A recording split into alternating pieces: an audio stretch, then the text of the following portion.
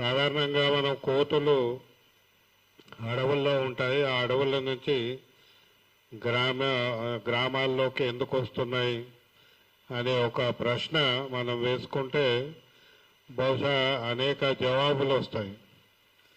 కానీ ఈ జవాబు కొరకు ఆ ప్రశ్న వేసుకునేవారు ఎవరు? ప్రభుత్వమా, పంచాయతీల, సమాజమా? ఎవరు వేసుకోవాలి ఈ ప్రశ్న?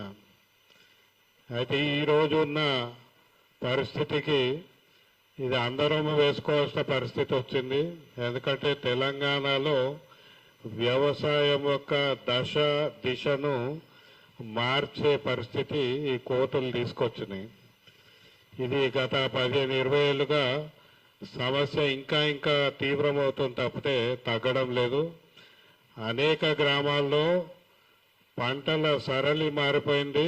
పంటల సరళితో పాటు అసలు వ్యవసాయమే మానేసిన గ్రామాలు కూడా మనకు కనపడుతున్నాయి.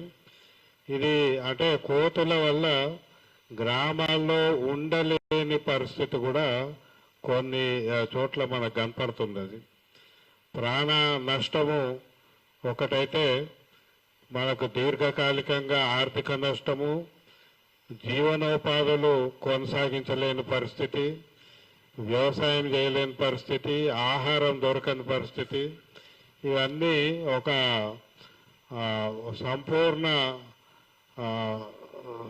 ఇది ప్రభావంగా మనకు కనపడుతుంది ఇందులో. అయితే ఇది కేవలము కోతులకే పరిమితం కాలేదు. మనకు వన్యప్రాణులతోటి వ్యవసాయం మీద దుష్ప్రభావం మనకు అనేక చోట్ల కనపడుతుంది.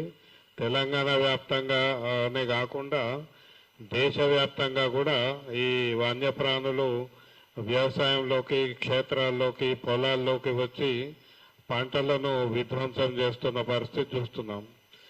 కోతులు పంటలను నేరుగా ధ్వంసం చేయకుండా కొన్ని పంటల మీద దాడి చేయడము, దాంతోపాటు మనుషుల మీద దాడి చేయడం మనం చూస్తున్నాం.